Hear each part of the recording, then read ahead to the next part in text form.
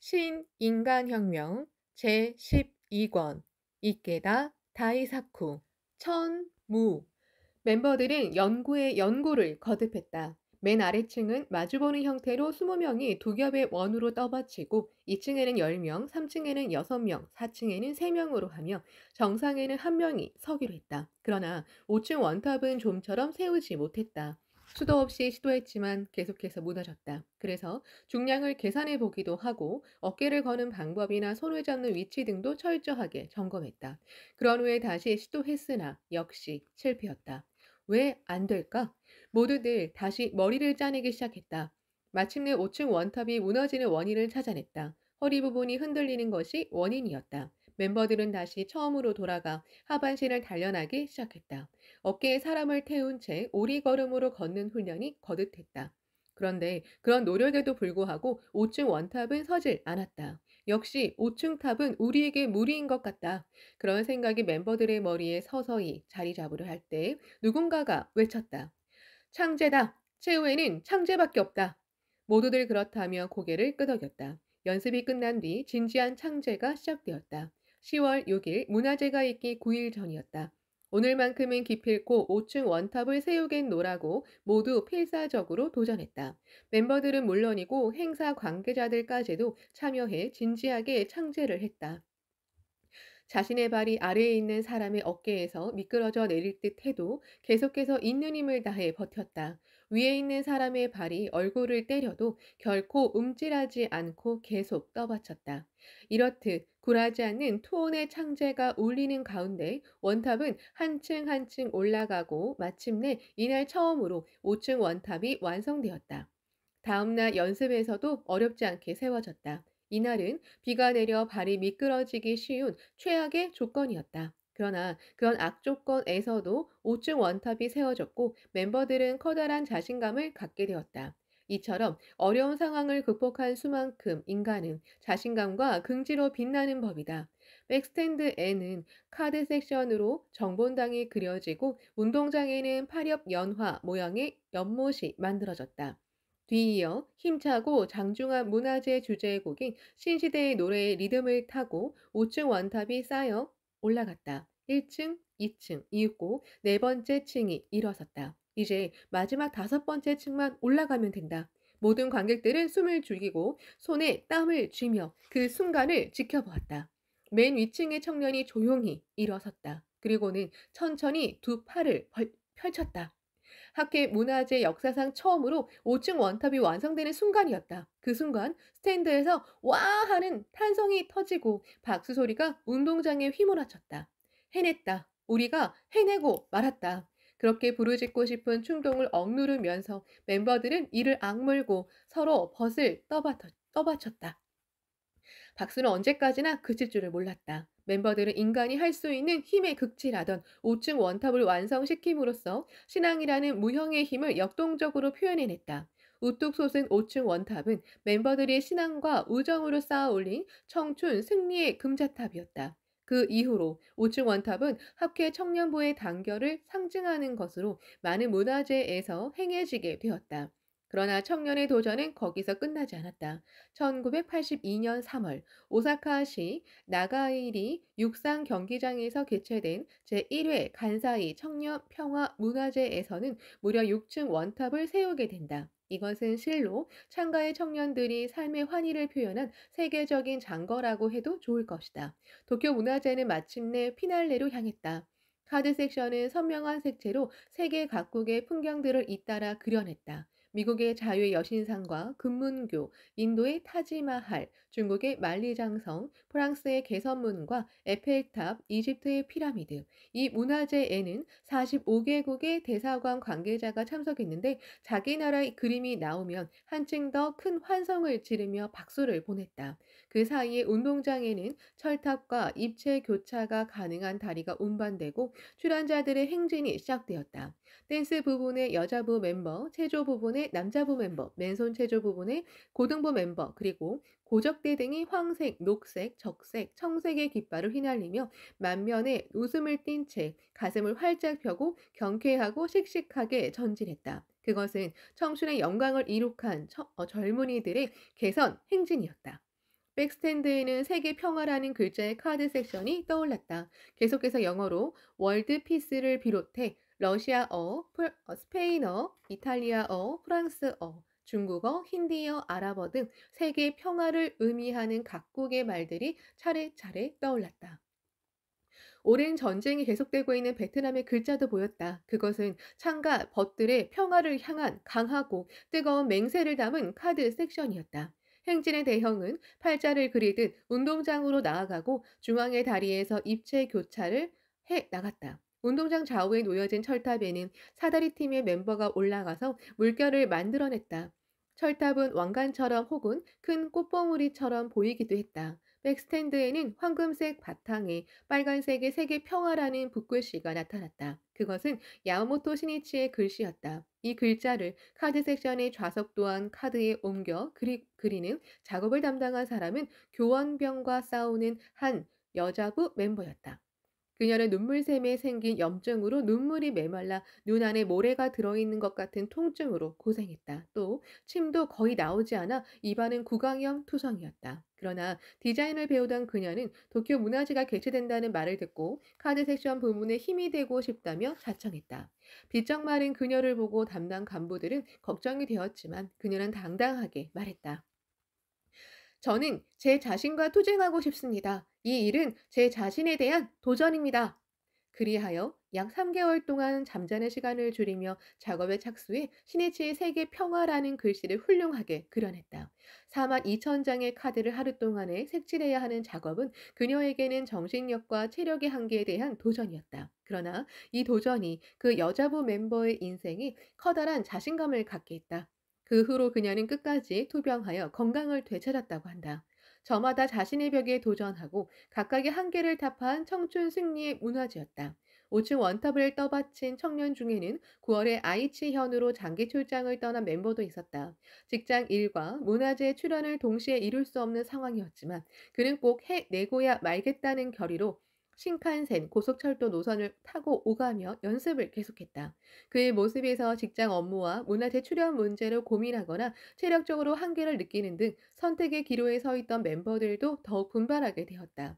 모두가 자기를 이겨낸 승리자였다. 모두가 감동의 청춘 드라마를 연기한 남녀 주인공이었다.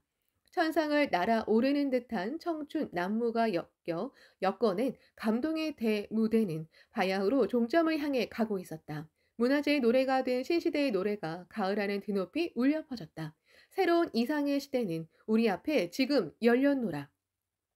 백스탠드에는 세계 평화라는 빨간색 글자와 더불어 황금색 색판이 태양빛에 반짝반짝 빛났다. 세계 평화는 부여되는 것이 아니다. 인간이 인간 자신의 힘과 지혜로 창조하는 것이다. 투쟁해 쟁취하는 것이다. 그러므로 인간이 자신을 연마하고 자신의 약한 점에 도전해 승리하는 것이 곧 평화 건설의 요체라고 할 수 있다. 즉, 자기 경애를 열고 높이는 인간혁명의 투쟁 없이는 평화는 없다. 또 전쟁이 죽음의 공포가 있는 세계라면 평화는 삶의 환희가 있는 세계여야 한다. 도쿄 문화제에 출연한 출연자들에게는 삶의 환희가 넘쳤다. 인생의 광채가 있었으며 인간 창가가 있었다. 그것은 평화의 빛이었다. 오후 3시 55분 눈부시게 찬란한 인간 화폭은 노도와 같은 박수와 큰 환성 속에 막을 내렸다. 이 문화재를 통해 창가학회를 깊이 이해하고 공감하게 된 내빈도 많았다고 한다. 일본을 대표하는 실업가인 마스시타 고노스케는 훗날 취재 때 이렇게 말했다. 회장의 발을 내디딘 순간부터 흥분했다. 장엄하고 화려한 카드 섹션과 연기가 진행됨에 따라 회장 전체가 하나의 예술작품의 도가니로 변했다. 그것은 약동하는 예술이었다. 필설로 다할 수 없는 미의 극치에 나는 감동했다. 신앙에서 자연이 솟아나는 신념에 의해 관람자들을 도취경에 빠지게 했다. 나도 많은 것을 얻을 수 있었으며 매우 감명 깊었다. 그 뒤로 그는 야마모토 시니치와 교류하기 시작했고 나중에는 서신을 통해 주고받은 내용을 모아 인생 문답을 출판하게 되었다. 또 어떤 언론인은 그런 위협을 이룩할 수 있게 만든 것은 바로 창각회의 본질임이 틀림없다. 이는 한마디로 말하면 다수의 인간이 공통의 목적을 향해 자발적으로 공통된 행동에 참가하는 일일 것이다 라고 예리하게 통찰했다. 도쿄 문화재의 감상을 묻자 세계의 어떤 인사는 문화재의 그늘에서 활약한 스태프의 모습을 찬탄하면서 이렇게 평했다. 화려한 무대는 물론이고 그 이상으로 깊은 감동을 받은 것은 그늘에 계신 분들의 노력입니다. 저토록 많은 인원이 참가한 행사인데도 정말 상쾌하게 정리하고 정비해 회장 주변에는 휴지 조각 하나 떨어져 있지 않았습니다. 거기까지 주의를 배려하며 실행하는 것은 깊은 신앙심이 없이는 할 수 없는 일입니다. 마이니치 신문 10월 18일자 칼럼 여러 군 문화재에 대해 다음과 같이 평했다. 회장 안팎의 질서는 훌륭했다. 주호센 전철노선 센다가야역에 내리면 하얀 운동 모자를 쓴 청년이 어서 오십시오라고 모자를 벗고 인사하며 길 안내를 해준다. 사람을 초대한 이상 그런 일은 당연할지도 모르지만 그 당연한 것을 지금은 좀처럼 찾아볼 수가 없다. 야마모토 시니치가 가장 마음을 썼던 부분도 그늘에서 문화재를 뒷받침해준 정리와 청소 그리고 시설물 준비 등을 담당한 청년들이었다. 시니치는 문화제가 끝나자 내빈과 정중하게 인사를 나눈 후 밖에서 묵묵히 정리와 청소에 여념이 없는 청년들에게 달려갔다. 보이지 않는 그늘에서 철저하게 임무를 완수한 남녀 스태프들이 바로 이 도쿄 문화제를 성공으로 이끈 위대한 공로자라고 생각했기 때문이다. 땀을 흘리며 열심히 뛰어다니는 정리 담당 청년들에게 손을 흔들었다. 수고가 많습니다. 정말 감사합니다. 그 목소리에 뒤돌아보는 청년들의 얼굴이 석양빛을 흠뻑 받아 불그레하게 빛났다.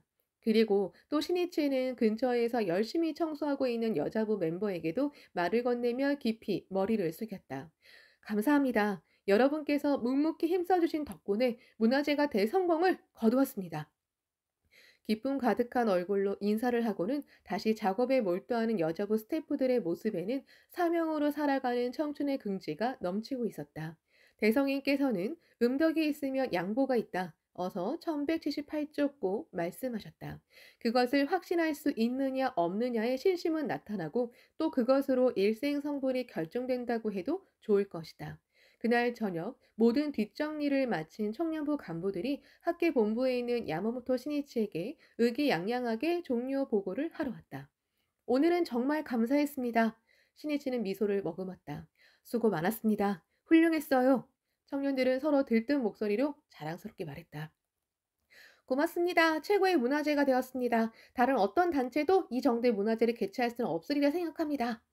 이 문화재를 본 내빈께서도 학기를 대단히 높이 평가했다고 합니다. 조금 전에도 이토록 대규모 행사인데다 완성도가 높은 문화재는 전무후무할 거라고 저희들끼리 이야기했습니다.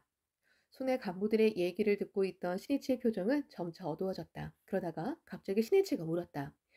청년부장은 청소 담당 스태프에게 감사 인사를 드렸나요? 신이치는 청년부 간부들이 문화재 성공에 도취되어 본인들도 미처 깨닫지 못하는 사이에 자만과 방심에 빠져 있음을 느꼈다. 신이치의 엄한 목소리가 울려 퍼졌다. 여러분은 모두 자신이 큰일을 했다고 생각하겠지? 모두들 잠자코 신이치를 바라보았다. 여러분이 문화재 성공에 도취되어 있는 동안에 나는 열심히 작업에 힘써준 장외 담당 스태프들을 전력을 다해 격려했습니다. 그렇게 그늘에서 힘이 되어 일해준 분들이 있었기에 문화재가 성공한 것입니다. 또 도쿄 문화재는 이제 이미 과거의 것입니다. 과거의 영광에 도취되어 있으면 기다리는 건 패배뿐입니다. 이겼을 때 투구끈을 더 단단히 메고 끊임없이 앞으로 또 앞으로 나아가야 합니다. 그 마음을 잊어버리면 만심과 방심이 생기고 거기서 무너져 버리게 됩니다. 청춘 연마의 무대라고도 해야 할 문화제의 맨 마지막까지 신이치는 청년 육성에 전원을 기울였다. 청년부 순회 간부들은 신이치의 엄한 지적 속에 자신들에 대한 크고 한없는 기대가 있음을 느끼고 눈물을 글썽였다. 1967년 10월 30일 야마모토 신이치는 유럽에서 온 빈객, 귀빈을 도쿄 시나노 마치에 있는 소카 문화회관에서 정중히 맞이했다. 온화한 기품이 느껴지는 혈색 좋은 얼굴에 은발인 노신사였다. 노신사가 눈을 반짝이며 말했다. 나는 오늘 세계에서 가장 훌륭한 종교를 가지고 그것을 근본으로 하여 평화 운동을 실천하시는 야마모토 회장을 만날 수 있게 되었습니다. 진심으로 존경하는 분을 만나게 되어 대단히 기쁩니다. 그 사람은 바로 유럽 통합의 아버지로 잘 알려져 있는 리하르트 쿠덴호프 칼레르기 백작이었다. 그는 나흘 전인 26일 대기업 건설회사 회장이 설립한 평화연구소와 NHK 일본 방송협회 등의 초대로 일본을 방문했다. 그의 방일 목적은 초대자인 평화연구소에서 수여하는 제1회 평화상 수여식에 참석하기 위해서였다. 이번 방문은 일본에서 태어난 직후 아버지의 나라인 오스트리아 헝가리 제국, 당시 헝가리 제국으로 건너간 72세 백작에겐 실로 71년 만에 귀향인 셈이었다. 백작의 아버지는 유럽의 유서 깊은 귀족 출신으로 오스트리아 헝가리 제국의 외교관이었다. 대리공사로서 일본 주재 중에 일본인 여성 아오야마 미스코와 결혼했는데 그 결혼은 메이지 시대의 국제 로맨스로 화제가 되었다. 부부는 도쿄에서 사내아이 둘을 낳았다. 1894년에 탄생한 차남이 바로 에이지로라는 일본 남 이름을 가진 리하르트 쿠덴호프 칼레르기였다. 이윽고 임기가 끝나자 일가는 부친의 조국으로 이주하게 되었다. 그로부터 10년 뒤 아버지는 7명의 자녀를 남기고 세상을 떠났다. 비록 함께 산 기간은 짧았지만 리하르트가 아버지에게 받은 영향은 헤아릴 수 없이 많았다. 아버지는 유태인 배격에 반대하고 아시아를 사랑했으며 아라비아 문화와 인도 문화에도 조예가 깊은 무려 18개 국어에 능통한 국제인이었다. 그리고 자녀들과 산책할 때에도 여러 나라의 풍속이나 역사를 들려주었다. 리하르트는 아버지에게서 세계성과 평화 정신을 배웠다. 쿠덴호프 칼레르기는 28세에 져서 범유럽을 출판하여 유럽 통합을 위한 행동을 개시했고 그 후로 평화 건설의 기수로서 맹활약했다. 백작은 일본 방문에 즈음하여 자신을 초대한 단체 야마모토 시니치와 회견하기를 강하게 희망했다.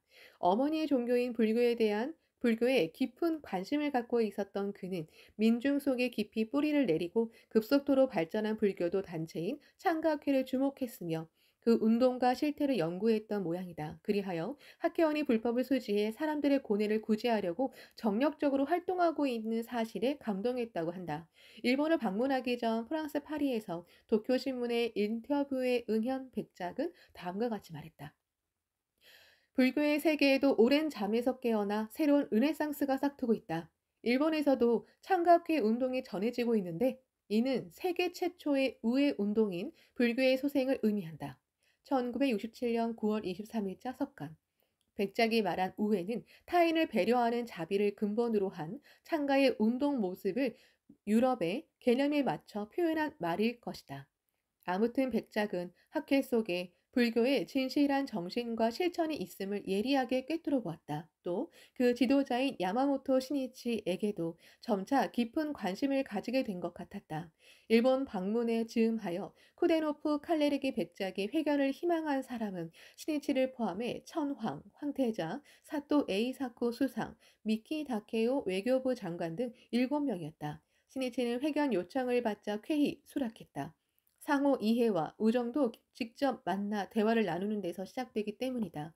대화에는 인간과 인간을 서로 이어주는 결합력이 있다. 신이치는 불법자로서 인간으로서 인류 한국 평화의 길을 찾아내야만 한다고 결의하고 있었다. 이를 위해서는 영지와 영지가 촉발하는 대화가 불가결하며 한국 평화를 공통 목표로 나누어 갖는 견고한 의지와 영지의 네트워크를 국가와 민족을 초월하여 세계로 넓혀야 한다고 생각했다. 시니치는 쿠데노프 칼레르기 백작의 어머니는 일본인이지만 이 대화는 동양과 서양이 만나는 문명 간의 대화가 되리라 확신했다. 백작은 시니치가 깊이 존경해 온 인물 가운데 한 사람이었다. 그러므로 유럽 통합의 선구자로 행동해 온 백작에게 그 신념과 철학과 경험을 겸허하게 배우고 싶었다. 시니치는 소카 문화회관의 현관 앞에서 백작 일행을 맞았다. 어서 오십시오. 만나 뵙게 되어 대단히 영광입니다. 진심으로 환영합니다. 시니치는 악수를 나누는 순간 오래전부터 아는 사이인 듯한 느낌을 강하게 받았다. 그것은 시니치가 일본어로 번역된 백작의 저서와 관련 서적을 거의 읽어서 그 주장이나 사상, 삶의 태도에 깊이 공감해 왔기 때문이다. 회견에는 백작과 동행한 초대 단체인 NHK 일본 국영방송사의 관계자들도 함께 참석했다. 영어 통역을 사이에 두고 회견이 시작되었다. 먼저 화제가 된 것은 세계 평화를 위해 완수해야 할 일본의 사명이었다. 백작이 말했다. 내가 가장 중요하다고 생각하는 것은 일본이 선두에 서서 평화를 향한 이상을 실현해야 한다는 점입니다. 핵시대의 막이 열린 것은 20년 전입니다만, 현재 세계의 수많은 나라들이 다음 전쟁을 준비하고 있는 실정입니다. 이런 상황에서 일본은 세계 유수의 경제력을 갖고 있으며 세계 유례없는 평화 헌법을 가지고 있습니다. 또 일본은 근대에 이르기까지 300년 동안 국내는 물론 외국과도 전쟁이 없었던 시대가 있었습니다. 이것은 평화의 한 전례라고 볼 수 있습니다. 게다가 현재 일본 문화에는 서양 문명, 유교, 불교가 융합되어 있습니다. 이런 점들을 생각할 때 일본은 평화를 위한 지도력을 세계에 발휘해야 한다는 것이 제 생각입니다. 소중한 의견 감사합니다. 전적으로 옳은 말씀이라고 생각합니다. 신이치는 쿠데노프 칼리레기 백작의 의견에 전적으로 동감했다. 신이치도 평화헌법을 가진 일본의 사명이 무겁다는 것을 통감했기 때문이다. 일본 헌법의 전문과 제9조에는 평화주의와 국제협조주의 이념이 확실히 명문화되어 있다. 그중 제9조 1항에는 국권의 발동인 전쟁 포기를 선언해 국가 주권을 스스로 제한했다. 신이치는 그 조항에서 전쟁 방지를 위해 유엔 등의 국제기관의 주권의 일부를 위임하려는 헌법 자신의 의지라는 것을 느꼈다. 거기에는 세계가 하나라는 이상이 내포되었다고 해도 좋았다. 신이치는 이 헌법이야말로 일본 국민에게 있어서 최고의 보물이라고 생각했다. 또 신이치는 제9조에 담겨 있는 전쟁 근절이라는 인류의 비원을 실현하는 데 전 생애를 바치기로 결의하고 있었다. 그것이 곧 불법자의 사명이기 때문이다. 그리고 일본 헌법이 내걸고 있는 평화 이념과 정신을 전 세계로 확대하는 것이 바로 21세기를 향해 일본이 나아가야 할 길이라고 신이치 또한 결론 짓고 있었다. 대담은 첫머리부터 핵심으로 들어갔다고 할 수 있었다. 신이치는 백작과 회견할 수 있다는 사실에 커다란 기쁨을 느꼈다. 세계 평화를 바라며 그 방도를 열심히 탐구하는 백작의 실로 그에게는 동지로 여겨졌다. 오늘은 우리 일본의 청년을 대표해 문화국가인 일본의 장래와 크게는 세계 평화를 위해 제가 몇 가지 질문을 드리고자 합니다. 처음에 신이치가 질문한 것은 세계 한국평화 실현이라는 측면에서 생각할 경우 유럽 통합을 추진할 뿐만 아니라 한 걸음 더 나아가 그 생각을 진보시킬 필요가 있지 않겠느냐는 점이었다. 또 공산주의를 배척하기만 하는 서구의 자세로는 동서양진령의 긴장이 점점 더 깊어져 평화를 달성할 수 없지 않겠느냐는 그의 솔직한 의견을 전하며 소감을 요청했다. 백작은 먼저 신이치의 물음에 답변하고 곧바로 저도 질문하고 싶습니다. 라며 질문하기 시작했다. 창가학회의 불교 부흥 운동은 전 세계적인 것인가요? 아니면 일본만의 것인가요? 어느 쪽입니까?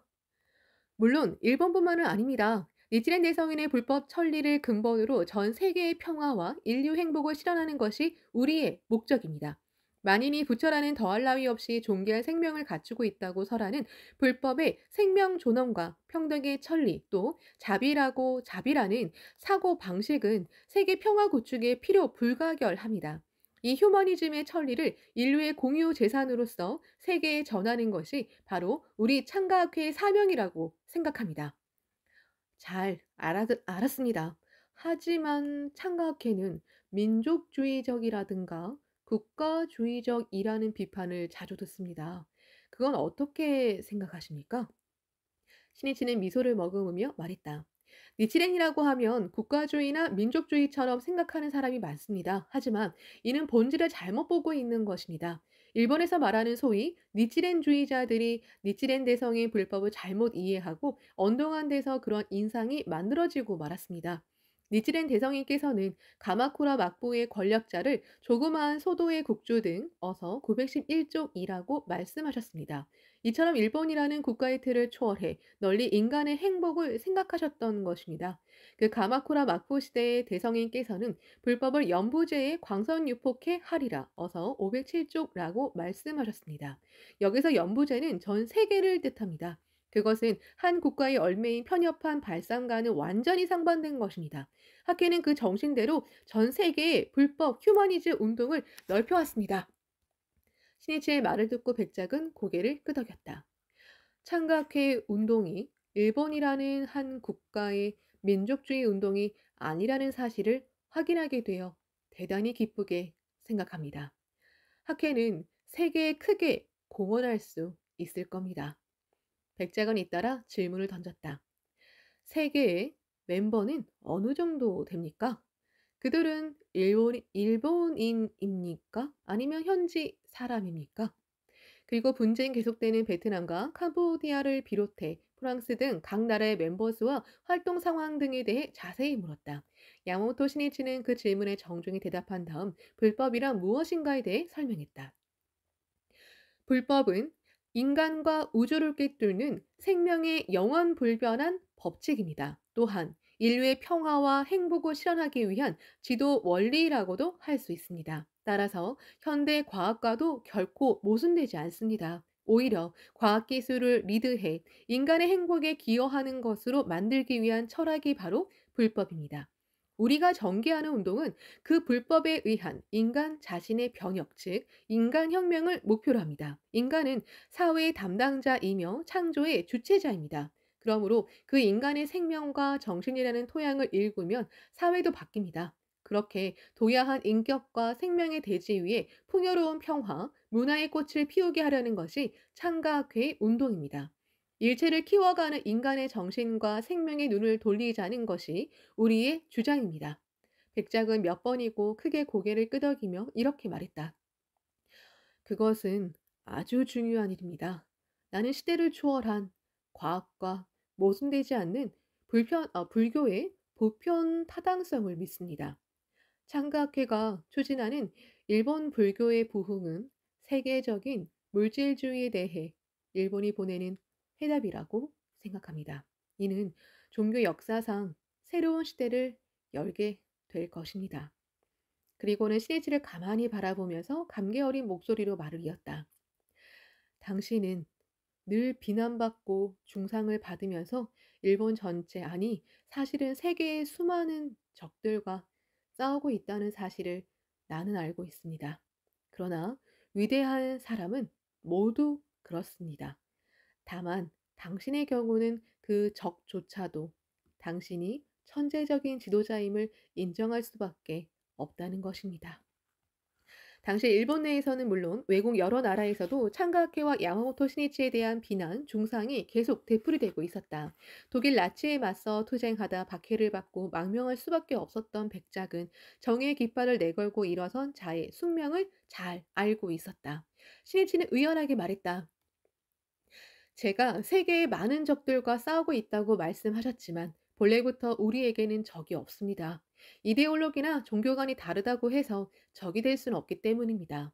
물론 폭력과 테러는 절대적으로 악이며 민중을 지배하고 예속시키는 권력에 대해서는 반드시 투쟁합니다. 그러나 인간의 행복과 구제를 목표로 하는 사상과 종교에는 본래 인간을 존중한다는 공통된 부분이 있습니다. 그것이 있는 한 반드시 서로 통하고 서로 공감할 것이 분명하므로 상호 이해도 가능하다고 생각합니다.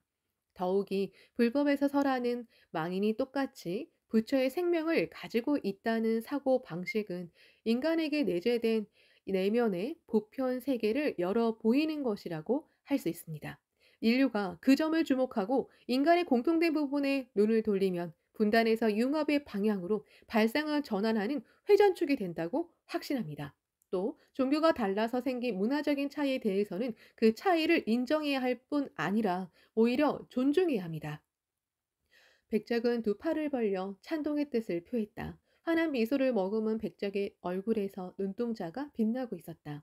백작은 종교 전쟁을 커다란 주제 가운데 하나로 보고 해결책을 탐구해왔다. 그리하여 지금 신이치의 이야기를 통해 해결을 위한 어떤 실마리를 얻었을지도 모른다. 해결은 더 나아가 서양 철학과 불법 사상, 그리고 유엔 본연의 자세, 베트남 문제 등으로 확대되었다. 한 시간의 대화는 눈 깜짝할 사이에 끝나고 말았다. 백작은 헤어지기 아쉬운 표정으로 자리를 떠났다. 큰 성과를 거둔 회견이었지만 신이치도 아직 하고 싶은 이야기와 질문이 많이 남아 있었다. 그들은 굳은 악수를 나누며 서로 재회할 것을 기약했다. 그리고 11월 18일 일본을 떠난 쿠데노프 칼레르기 백작에게서 정중한 감사 편지가 도착했다. 편지에는 이렇게 쓰여 있었다. 기하와 함께했던 그 회견은 내가 일본을 방문하는 동안 가장 소중한 시간이었습니다. 귀하의 위대한 업적에 칭송의 글을 보냄과 더불어 내가 진심으로 존경해 복종하거나 감복함에 맞이하는 불교 르네상스로 일본이라는 한 국가뿐 아니라 아시아와 세계의 진로에 공헌하시기를 충심으로 기대하는 바입니다. 장가학회에 대한 백작의 기대에 신이치는 세계 평화를 위한 결의를 새롭게 다졌다. 신이치는 즉시 백작에게 답장을 썼다. 답장에는 3년 후에 백작을 꼭 일본으로 초대하고 싶다는 글과 함께 이렇게 끝을 맺었다. 귀하가 지적하시고 또한 기대하시는 불교 르네상스를 통해 전 세계 평화 세력의 협력을 구하면서 전쟁이 없고 경쟁이 없는 한국 평화를 수립한 일이야말로 창가학계에 맡겨진 최고의 사명이라는 자각으로 더욱더 그 결의를 굳게 하고 있습니다. 아무쪼록 귀하께서도 장수하시어 뜻깊은 운동과 중요한 저술 활동을 계속하시기를 진심으로 기원합니다. 가까운 장래에 다시 만나 뵙기를 기대하겠습니다. 해결한 지 9개월 뒤 백작은 일본 방문의 추억을 적은 미의 나라, 일본으로 귀향, 가지마 노리 노스케여 가지마 연구소 출판회를 발간했다. 그 책에서 백작은 야마모토 신이치에게 깊은 감명을 받았다며 이렇게 수레했다. 나는 이제 겨우 39세인 그에게서 뿜어져 나오는 동력과 같은 것에 감동했다. 그는 타고난 지도자였다. 가마쿠라의 큰 불상처럼 형상만을 본뜬 것이 아니라 생명력이 넘쳐 흐르는 인생을 살아가는 인물이었다. 솔직하고 우호적이며 게다가 대단히 높은 지성을 지닌 인물이었다. 그 회담은 내가 도쿄에 체제하면서 가장 즐겁게 보낸 시간 중에 하나였다. 그 후로도 신이치와 백작의 교류는 서신 왕래를 통해 계속되었다. 그리하여 동서 문명론을 주제로 한 대담집을 출판하는 이야기가 거론되어 다음 일본 방문 때 그에 대한 대담을 갖기로 결정되었다. 쿠데노프 칼레르기 백작과 야마모토 신이치가 제외한 것은 1970년 10월이었다. 첫 번째 대담은 7일 소카 문화회관에서 약 3시간 동안 진행되었다. 그리고 17일에는 소카학원 1968년 개교에서 백작이 나의 인생이라는 제목으로 강연한 다음 4시간 넘게 대화를 나누었다. 또 25일과 26일에는 완공된 지 얼마 되지 않은 세교 신문사 신사옥에서도 대담이 이루어져서 대담 시간은 모두 합하여 10수시간에 이르렀다. 21세기를 향해 나아가는 청년들을 위해 지표를 남기고 싶다는 그 마음 하나로 신이치는 회견에 임했다. 대담은 신이치가 문제 제기를 하는 형식으로 진행되었다. 그 내용 또한 일본론을 시작으로 국제정세, 유엔론, 국가론, 자연과 인간, 공의 문제, 종교의 복권, 지도자상, 태평양 문명, 민주주의, 생명 존중, 청년론, 여성론, 교육론 등 다방면에 걸쳐 행해졌다. 그리고 그 저변에는 어떻게 해야 세계 평화를 실현할 수 있는가라는 명확한 문제의식이 있었다. 백작은 말했다. 제 3차 대전을 방지할 수 있는 길은 어떤 정신 운동을 통해 인종과 종교 그리고 이데올로기와 국적 등으로 인한 온갖 차이와 대립을 초월해 인류 공존과 상호 신뢰의 중요성이 철저히 인식된 경우에만 가능할 것입니다. 신이치가 대답했다. 제가 주장하는 사상적 조건이란 바로 그 정신적인 운동을 말합니다. 공전의 기운이 아무리 고조되었다고 해도 국가 간의 대립을 지향하지 않으면 제3차 대전은 막을 수 없을지도 모릅니다. 이러한 온갖 대립을 극복하게 하는 것을 인류의 정신 속에 구축해야 한다고 생각합니다. 즉, 지구 민족으로서의 보편적인 정신을 수립해야만 된다고 생각합니다. 귀하의 범유럽 운동이 해낸 역할도 그 점에 있었다고 생각합니다. 저는 범유럽주의가 결국에는 전 인류를 포함한 인터내셔널리즘으로 향하는 한 단계가 되어야 한다고 생각합니다. 옳으신 말씀입니다. 혼과 혼이 서로 통해 빛을 발하듯이 두 사람에 대한 인류의 어둠을 밝히는 영지의 광채가 되어 빛났다. 일본을 독자적인 문명을 가진 태평양에 존재하는 대륙이라고 자리매김하는 백작이 일본에 거는 기대는 컸다. 백작은 신이치에게 힘주어 호소했다.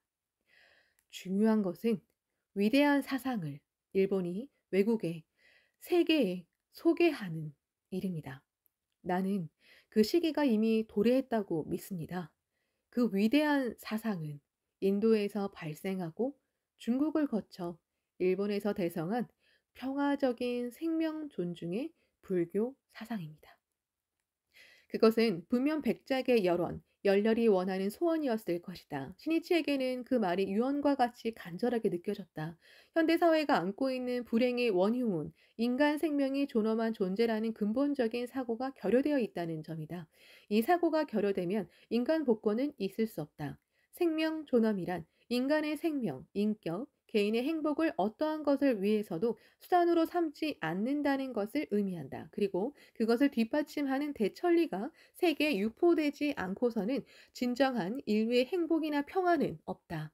백작은 그 점을 통감했을 것이다. 신이치는 다짐하듯 말했다. 그것은 제 자신도 지금까지 진지하게 대처해온 문제입니다. 앞으로도 제 생의 염원으로 세계 평화와 인류 행복을 위해 미력 하나마 최선을 다할 것입니다. 백작의 입가에 미소가 번지고 그 얼굴에는 겹겹으로 깊은 주름이 패었다. 이 대담은 이듬해인 1971년 2월부터 상케이 신문에 문명서와 동이라는 제목으로 반년 동안 연재되었는데 주 2회로 53회에 걸쳐 지면을 장식했다. 더 나아가 1972년에는 대담집 문명서와 동이라는 제목으로 상케이 신문사 출판국에서 발간되었다. 이 책을 읽어본 사람들은 세계적인 지성이 창각회를 가랑 매우 동경하고 사모함하고 있다는 사실에 경악했다. 또 동시들은 드디어 불법이라는 희망의 태양이 세계에 대해 떠오르는 시대가 왔음을 피부로 느낄 수 있었다.